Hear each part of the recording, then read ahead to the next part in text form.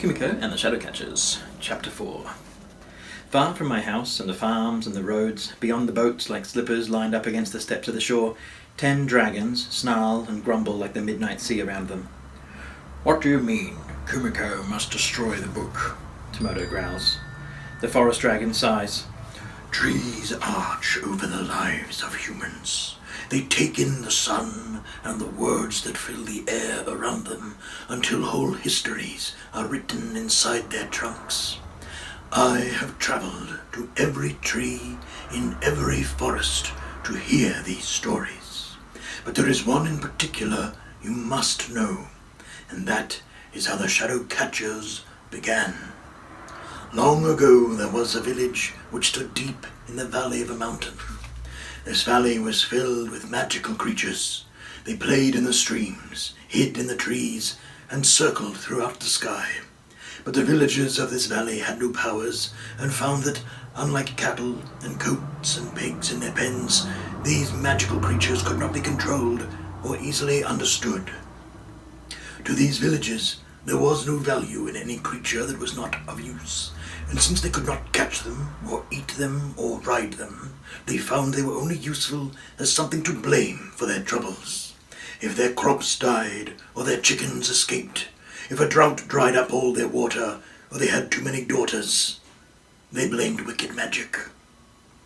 Because magic was blamed for so many things over the years, these villagers came to fear and mistrust the creatures who used it. So they decided to find a way to keep magic contained and safe forever.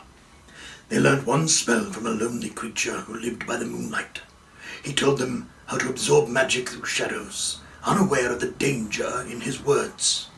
Those villagers became the very first Shadowcatchers, and by the end of that year, there was not a single magical creature left in the entire valley. I tell you this, continued the forest dragon, though they are far more dangerous than any of the creatures they've erased, the Shadowcatchers of today still think in a similar way to the ones of long ago. They do not trust creatures of magic. To get close to that book, someone would have to get close to the Shadowcatchers, and no dragon could do that, no magic creature. But a fellow human, He says, looking at me like something much more important than a flower on a rock. an innocent human, a child. I try to swallow the whole idea with a gulp. But why would they listen to me? The dragon from Mount Fuji slithers across the water with a look of fresh excitement across his face. "Because, Kumiko," he says, "you can offer them our powers and secrets, or anything that might make them believe that you want to join them, and get close to that book." But you'll have to be clever, and sneaky, and brave, says one of the ocean dragons. Like a spy. Or a ninja, says another. Or a dragon in disguise, I say with a small grin. I think I can do that. I remember the first time I ever met a group of dragons. I danced with them on top of the clouds, as though their claws and scales and wings were my own. It was like the fearful parts inside me melted, and a fire was lit in their place. The thought of facing the Shadowcatchers frightens me more than anything. And yet it's as though I have always known that one day I would, and I'm relieved the day has come.